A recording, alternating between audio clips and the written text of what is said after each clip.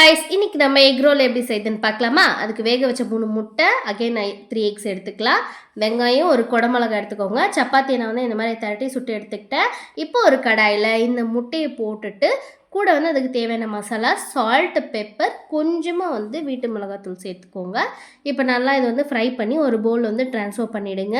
மறுபடியும் இன்னொரு கடாய் வச்சுட்டு அதில் ஒரு வெங்காயம், ஒரு குடமிளகா சேர்த்துக்கோங்க. வெங்காயம் வந்து கண்ணாடி பதம் வரணும், அந்த மாதிரி வந்து வதக்கி எடுத்துக்கோங்க.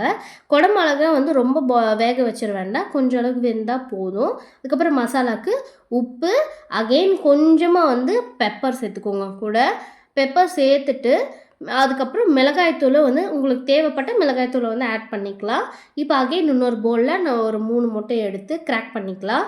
இது கூட சால்ட் அண்ட் பெப்பர் ஆட் பண்ணிவிட்டு நல்லா வந்து சூப்பராக பீட் பண்ணி எடுத்துக்கோங்க. சால்ட் அண்ட் பெப்பர் நல்லா வந்து பைண்ட் ஆகணும், அந்த மாதிரி பீட் பண்ணி எடுத்துகிட்டு தவாவில் எடுத்து இப்போ இதை வந்து ஆம்லேட் மாதிரி ஊற்றி எடுத்துக்கோங்க. ஆம்லேட் மாதிரி ஊற்றிட்டு இப்போ நம்ம ஆல்ரெடி சுட்டு வச்சுருக்கிற அந்த சப்பாத்தி இருக்கு இல்லையா, அதை எடுத்து போட்டு ஸ்ப்ரெட் பண்ணிக்கோங்க. இப்போ ஒரு பிளேட்டில் அந்த கேப்சிகம் பண்ணி வச்ச மசாலா, அந்த எக் கூட வந்து மைனஸ் வந்து ஆட் பண்ணிக்கிறேன். மைனஸ் ஆட் பண்ணிவிட்டு கெச்சப்பையும் வந்து கூட ஆட் பண்ணிக்கோங்க. ஆட் பண்ணிவிட்டு இதை வந்து நல்லா வந்து ரோல் பண்ணி எடுத்திங்கன்னா நம்மளுடைய சூப்பரான எக் ரோல் வந்து ரெடி. கண்டிப்பாக உங்களுக்கு பிடிச்சிருக்கும். மறக்காம லைக் பண்ணுங்கள். பாய்.